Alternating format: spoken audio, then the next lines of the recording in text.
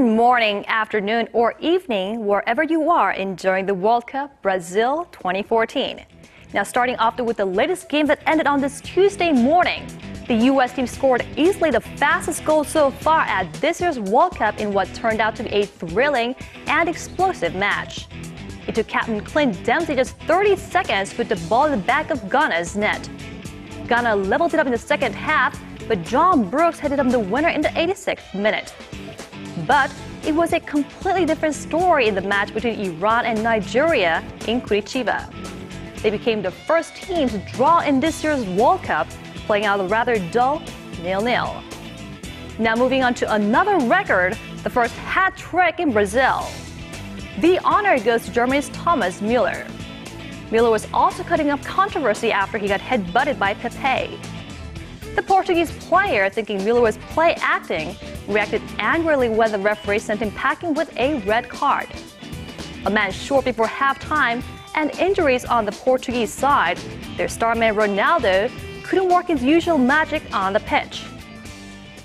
But it sure was a thrilling night for the German fans, and whether you flew all the way to Brazil, watched from the comfort of your living room, or sat in a bar with a nice cold beer, the cheering goes on regardless. Our Connie Lee brings us some seriously happy German fans who got together to support their national team right here in Seoul. Cheers and applause burst out from soccer fans who aren't shy about showing their passion. I painted my nails in German colors and kind of dressed red, black and white. Show your earrings. Oh yeah, and here. A World Cup winning team is Brazil.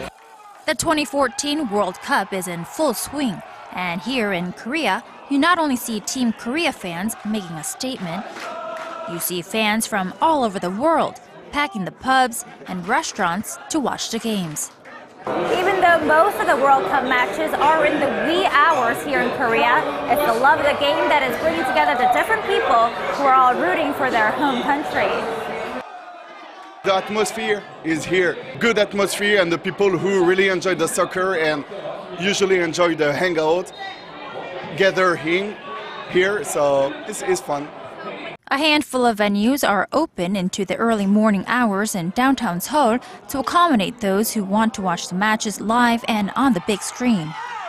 Korea, the times aren't great for the World Cup games, but we had a lot of interest in the World Cup. A lot of people were emailing us and sending us messages on the Facebook page. And it seems like if you're a true fan of soccer, it doesn't matter where you are or what time the games are on, you watch and support, even if that means going into work the next day a little tired.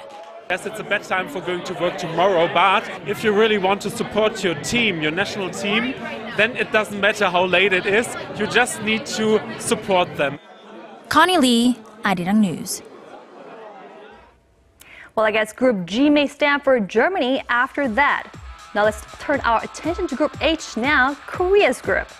The first matches in Group H kick off this Tuesday for early Wednesday morning, Korea time. The lineup against Russia will pretty much be the same as the previous international friendly matches, led by forward Park Ju-young. Now the Korean squad is busy training for what will hopefully be a victory against the Russians. Let's now hear from the players themselves. We focused on our game strategies and fine-tuning set pieces. The training was smooth in our base camp as well as here in Curitiba. We've thoroughly monitored our opponent on video, so we are aware of their strengths and weaknesses. We are 100% ready for this match. Now, once again, Korea's first group match against Russia is at 6 p.m. in Curitiba local time. That's at 7 a.m. on a Wednesday morning here in Korea. Before that, Belgium and Algeria will have already finished their match, so we'll have a better idea about what Korea needs to do to put themselves in the driving seat to advance to the next round. Now, those of you planning to join the Red Devils cheer on the Korean squad, here are the go-to places, the spots you should head to watch the game with thousands of others in front of huge screens. The cheers will be rather subdued this year following the ferry disaster in April.